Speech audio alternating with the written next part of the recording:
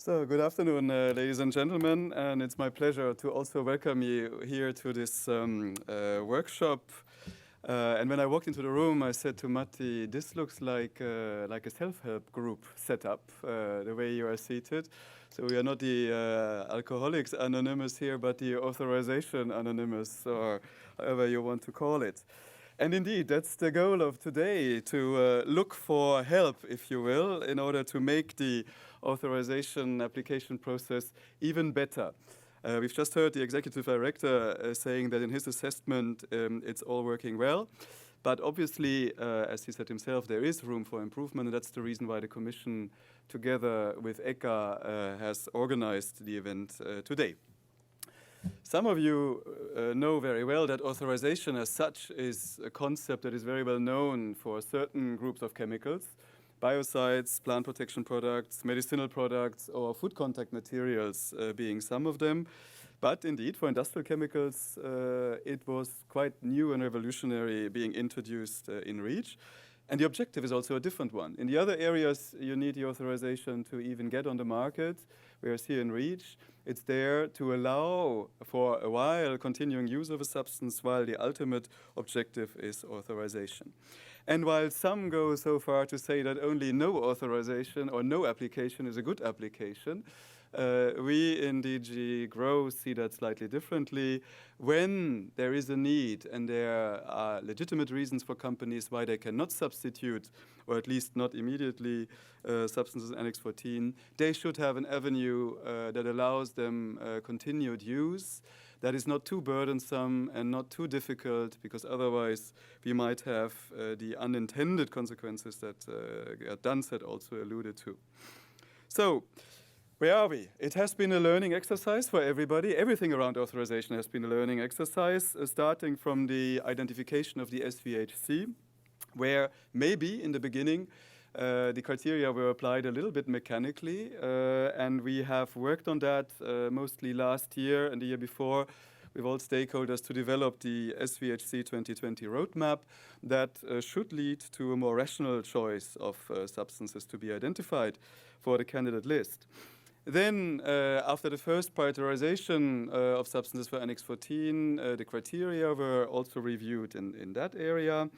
And now we are in that phase where for the ones on Annex 14, we have completed the full cycle for several of them concerning the authorization application procedure and the decision-making by the Commission. And that's, in the end, the subject of our conference. We also noticed that from the fourth amendment of Annex 14, we got in the Commission more and more resistance. Resistance from stakeholders who contact us from the moment ECHA brings forward the draft recommendation until the moment we take a decision for Annex 14, but also from the member states in the REACH committee, where questions were asked, are these really the right substances to go to Annex 14? And why is that? In our assessment, the reason is that obviously we have made progress a lot in the entire processes leading to Annex 14 and authorization.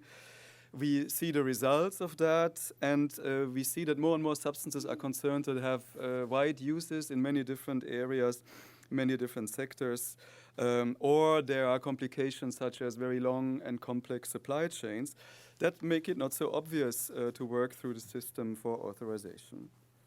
So we are still faced with a situation that stakeholders, many stakeholders, are really objecting to inclusion of substances in Annex 14. And the arguments that they bring forward are, I think, quite well known to many of you. The process is complex, it's burdensome, it's expensive. We've heard the figures from Mr. Dunseth, and I would be very interested to hear from those who speak later, who have gone through the process, who are in the process of preparing applications, whether they share this assessment that the costs are actually going down. We also hear all the time that authorization lacks predictability and creates uncertainty, in particular for future investments, because even if authorizations are given, there is the review coming, and for long-term investments, and we all know the cycles for investment in the chemicals industry, that this review and this permanent pressure for substitution, as Gerd called it, is a factor that has to be taken into account. And in some cases, we have to also be honest to say that there is a permanent disadvantage created in comparison to third country competitors who are not facing authorization for the production of goods that are then imported into the EU. A part of these are misconceptions, in particular the elements regarding predictability and uncertainty, and that's what we want to address, not only today, but on a permanent basis, but in particular today, and see what can be done about that. So what have we done already together with the member states and with the stakeholders and with our ECHA colleagues? So, as already mentioned, via the SVHC 2020 roadmap, we have tried to create a process that is clearer, better structured, and more predictable for the selection of substances to go on the candidate list, in particular through the risk management option analysis, where, and I'm happy to say that, all member states now take it quite serious to ascertain that candidate listing and authorization is indeed the best option, the best regulatory option to deal with a substance. The same, of course, in the choice and the recommendations of ECHA for Annex 14 listing. And we in the Commission have also announced last year in the REFIT communication that we will take socioeconomic considerations more into account before amending Annex 14. And for that, as you all know, we launched for the first time, together with ECHA on the draft 6th recommendation, a call for evidence on such socioeconomic elements, and we have received more than 380 submissions, which is a huge resonance, and it shows that obviously stakeholders care a lot about this. I haven't looked at these yet, and my colleagues are just starting to look at all these comments, so it's too early to say in which direction they go. So, all of this, we believe, needs to a smarter choice of substances that will be made subject to authorization, but nonetheless, for those who are already on and for those who will go on in the future, we also have to look at the application process itself and to see what can be done to make that easier and more predictable, provided that these legitimate reasons that I mentioned in the beginning are met. So together with our colleagues in ECHA, we are looking at two action possibilities, one concerning a general effort to reduce burdens and uncertainties around authorization, and the specific cases, specific solutions for specific cases that Mr. Dunsett also already mentioned. And for that, obviously, today's, in particular for the general solutions, today's workshop should provide a lot of useful and fruitful input. So what should we look at today? We should try together with all of you to find out what should a fit-for-purpose dossier look like? Some people use the term simplification, others use streamlining, but in the end, it is the fit-for-purpose that we all want to achieve. So how much detail should go into the socioeconomic analysis, or in the analysis of alternatives, or in the CSR? What does not need to be repeated in a CSR if, for example, RAC has already established a DNL or a dose response curve that can be used? So these are the kind of things that we hope to hear about in these 2 days from you.